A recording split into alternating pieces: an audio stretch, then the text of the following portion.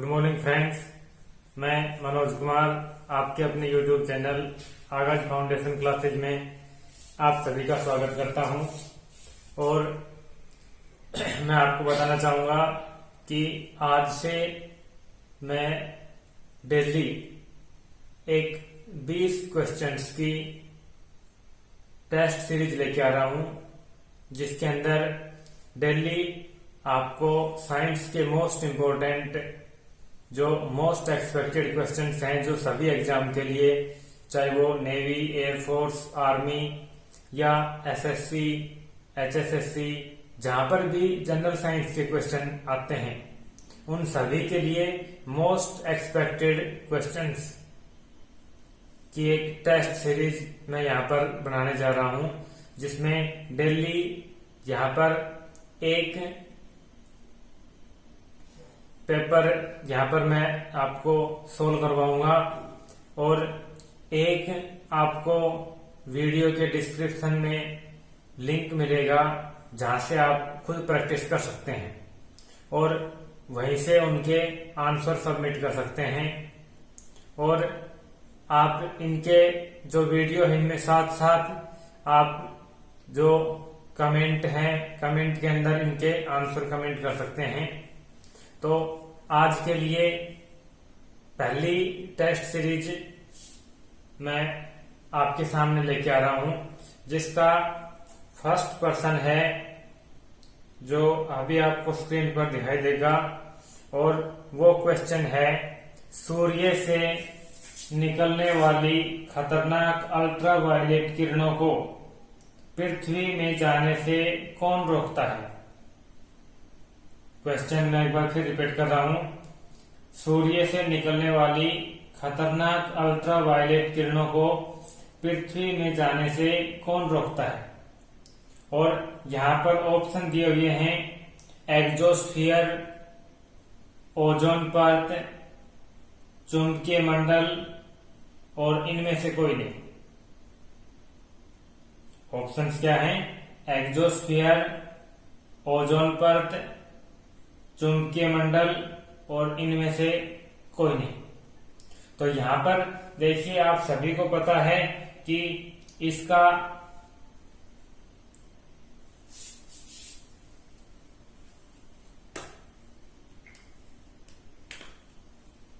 सही आंसर होगा ओजोन परत। क्या आंसर होगा इसका? ओजोन परत। आप जानते हैं कि जो ओजोन होता है, जिसका केमिकल फॉर्मूला O3 होता है, ओजोन जिसका केमिकल फॉर्मूला O3 होता है, और ये हमारे एटमॉस्फेयर के सबसे बाहर प्रेजेंट होता है। एटमॉस्फेयर के सबसे बाहर प्रेजेंट होता है ओजोन लेयर। और ये जो हार्मफुल अल्ट्रावायलेट रेडिएशन है, जो सूर्य है, सूर्य से बहुत सारी किरणें हमारे पास आती हैं, जिनमें से एक अल्ट्रावायलेट रेडिएशन भी होती हैं, और वो हानिकारक होती हैं। अगर वो पृथ्वी पर आती हैं तो वो कैंसर जैसी घातक बीमारियां फैला सकती हैं। तो उनको ओजोन परत रोकती है। ओजोन परत उनको सोख लेती है, अवशोषित कर लेती है, एब्जॉर्ब कर लेती है। तो इसका सही आंसर होगा ओजोन परत। दूसरा क्वेश्चन है, मछलियां खालिस्तान के द्वारा शोषण करती हैं। मछलियां खालिस्तान के द्वारा शोषण करती हैं, यानी कि जो मछलियां होती हैं वो किनके द्वारा सांस लेती हैं। और ऑप्शन है त्वचा, फेफड़े, गलफड़े और इनमें से कोई नहीं। ऑप्शन में फिर रिपीट कर रहा हूं, त्वचा, फेफड़े, गलफड़े और इनमें से कोई नहीं। तो यहां पर देखिए, जैसा आपको पता है कि यहां पर गलफड़े जो होते हैं वो सही आंसर है, जो मछलियां होती हैं वो गलफड़ों के द्वारा, इनके द्वारा, गलफड़ों के द्वारा, जिनको इंग्लिश में हम कहेंगे गिल्स के द्वारा सांस लेती हैं। मछलियां गलफड़ों या गिल्स के द्वारा ब्रीथ करती हैं, सांस लेती हैं। तीसरा क्वेश्चन है, पत्तियां खाली स्थान के कारण हरित होती हैं।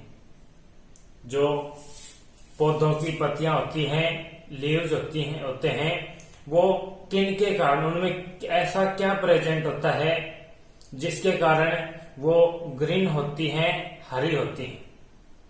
और इसके ऑप्शंस हैं, जैसा आपको स्क्रीन पर दिखाई दे रहा है। इसके ऑप्शंस हैं पानी, प्रकाश, जाइलम और हरित लवक।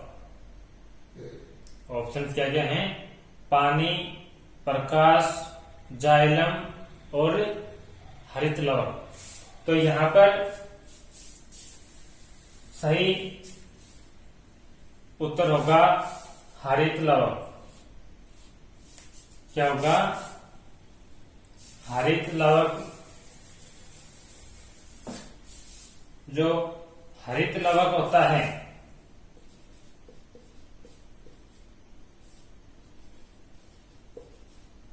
जिसको इंग्लिश के अंदर हम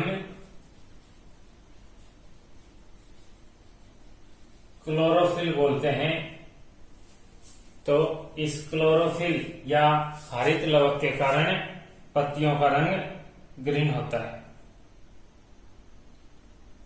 इससे अगला क्वेश्चन है, किसी ऊष्मा का स्थानांतरण, किसी ऊष्मा का स्थानांतरण उच्च ताप से निम्न ताप को जिसके अणु में वास्तविक द्रव्यमान गति द्वारा होता है, वो मेथड, तरीका क्या होता है? क्वेश्चन को एक बार फिर समझना। किसी ऊष्मा का स्थानांतरण उच्च ताप से निम्न ताप को जिसके अणु में वास्तविक द्रव्यमान गति द्वारा होता है। यानी कि इसके अंदर क्या होगा, जैसे हम नीचे से गर्म करते हैं तो नीचे के जो अणु होते हैं, मॉलिक्यूल्स होते हैं, वो गर्म हो जाते हैं। नीचे के जो अणु होते हैं, मॉलिक्यूल्स होते हैं, वो गर्म हो जाते हैं और वो गर्म होकर के ऊपर उठ जाते हैं।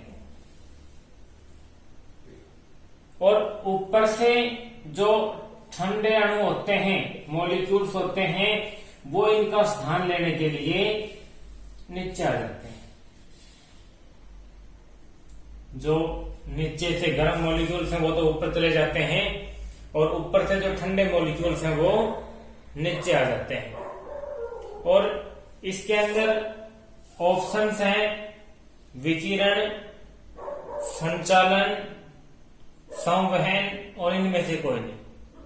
तो आप जानते हैं कि ये जो तरीका होता है ये संवहन कहलाता है। क्या कहलाता है? संवहन कहलाता है। संवहन के द्वारा देखो, हीट ट्रांसफर के 3 मेथड्स होते हैं। एक होता है संचालन या संचलन, ठीक है।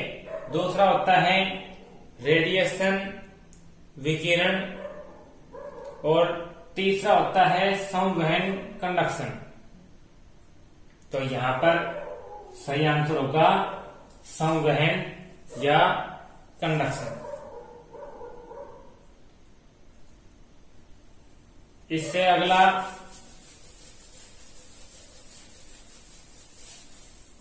प्रश्न आता है, 2 प्रतिरोध क्रमशः 1 ओम व 2 ओम को समांतर क्रम में जोड़ा जाता है तो प्रतिरोध का संयोजन खाली स्थान के बराबर होगा। यानी कि हमारे पास 2 प्रतिरोध हैं जिनमें से एक का प्रतिरोध रेजिस्टेंस है 1 ओम और दूसरे का है 2 ओम। इन दोनों को हम समांतर क्रम में जोड़ते हैं, समांतर क्रम या समांतर क्रम में जोड़ते हैं, तो दोनों का कुल प्रतिरोध किसके बराबर होगा? तो यहां पर ऑप्शन है 1 गुणा 2/1 जमा 2, 1 गुणा 2/1 जमा 2। दूसरा ऑप्शन है 1 जमा 2/1 जमा 2, और तीसरा ऑप्शन है 1 माइनस 2। चौथा ऑप्शन इनमें से कोई नहीं। तो यहां पर देखिए, जब हम इनको जोड़ते हैं, जब हम इनको जोड़ते हैं समांतर क्रम में, तो यहां पर कुल प्रतिरोध होता है 1/R बराबर 1/R1 जमा 1/R2। यहां पर 1/R1 क्या है? 1/1 प्लस 1/R2। R2 कितना है? 2। यहां पर हम एलसीएम लेते हैं, एलसीएम आएगा 1 गुणा 2। यहां पर लेंगे तो यहां पर 2 और यहां पर 1, तो हमारे पास ये आया 1/R बराबर 2 जमा 1/1 गुणा 2। अगर हम R निकालें तो ये पलट जाएगा 1 गुणा 2/2 जमा 1। तो यहां पर सही ऑप्शन क्या होगा? ए, 1 गुणा 2/1 जमा 2। या फिर मैं आपको शॉर्ट में इस तरीके का बताऊंगा, अगर 2 रेजिस्टर्स दिए हुए हैं, 2 प्रतिरोध दिए हुए हैं, तो जब हम उनको समांतर क्रम में पैरेलल के अंदर कनेक्ट करते हैं, तो यहां पर हम दोनों की ऊपर मल्टीप्लाई करते हैं, नीचे जोड़ करते हैं, ऊपर गुणा करते हैं, नीचे जोड़ करते हैं। जैसे मान लीजिए कि अगर हमारे पास 10 और 15 है, तो यहां पर हम ऊपर गुणा करेंगे 10 गुणा 15 और नीचे जोड़ करेंगे 10 जमा 15। ठीक है, ऊपर गुणा नीचे जोड़। इस तरह से हमारे पास क्या आएगा? 150/25।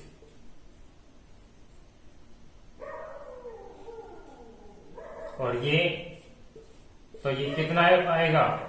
6 ओम। इसी तरह से यहां पर जब हम करते हैं, हमारे पास कौन कौन से हैं? 1 ओम और 2 ओम के।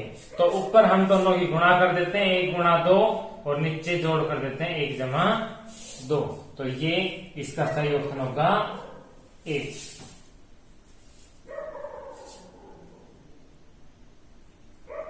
इससे अगला होता है पृथ्वी की सतह पर पलायन वेग क्या है? पृथ्वी की सतह पर पलायन वेग क्या है?